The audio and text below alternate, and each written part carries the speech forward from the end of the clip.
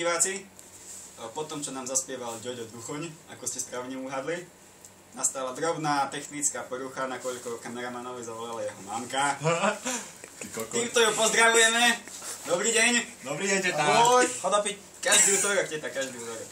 No, takže, teraz si chceme dať minútu ticha, chceme si uctiť jeden krásny vzťah, ako keby epický príbeh Romeja a Julie, príbeh Tatiany Jenčovej a jej nešťastného manželstva, takže si dáme pamiatku, minútu ticha, teraz. To sa ozveje do Sinči.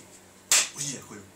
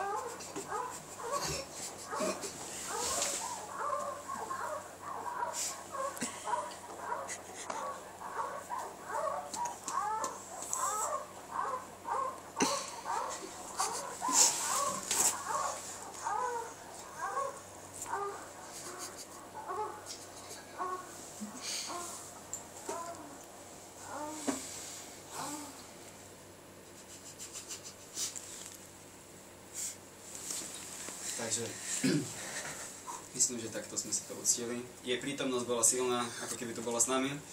Tajanka 12. Tajanka 12, alias Verena sebe. Takže nepodpíše sa, píše mail. Jebnutá. Áno, veľmi sporadická pripomienka. Počas pauzy nás poctil svojou prítomnosťou a ďalší host. Veľký potles pre ňoho. Tak si predstavte sa. Večer dobrý, ja prichážu z Rasii i moje meno Maxim Suglubov. Ja hráčom Traktora Čeliabinsk, sponzorovaný by Unikok i Ficová vláda. Ja byl hráčom HK Močenok i potom FAB manažer v FC Trion Nižná Myšľa. Dnes ja baviať pod číslom 88, alebo SS. V Nemecku viacej známe ako Hankový kríž. Ja prichážu obhajovať hráčské kontrakty v Rasii. Mne začali ligu 20 let. I je to problém. I ja by rád diskutovať na túto tematika. Tak teda diskutujme. Začneme zase podľa smeru hodinových ručičiek. Tak poprosím Elementála.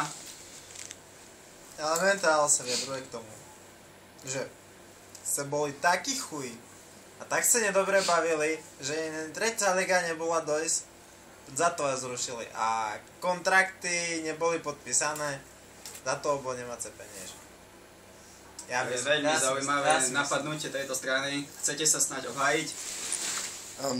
Ja obhajovať seba, takže ja nesúhlasiť s pánom domácim. Domovším. Pilný domáci hospodár. Áno. Pani domáca nám potom predvedie najznámejší cirkusový skok. Otyči. Otyči.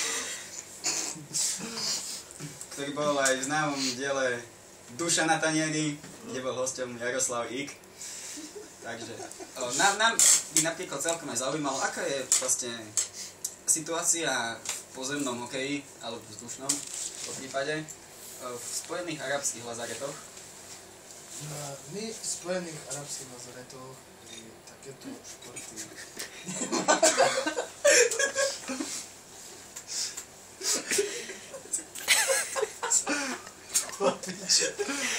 Vidíme, že máte veľa myší a že vám krysy prežierajú vrecka. Áno, viete, to ťavy, keď ich nenakrmíme, tak nám žerú plašte. Ťaví sa niekedy pri pohľadnom znasilnení brania.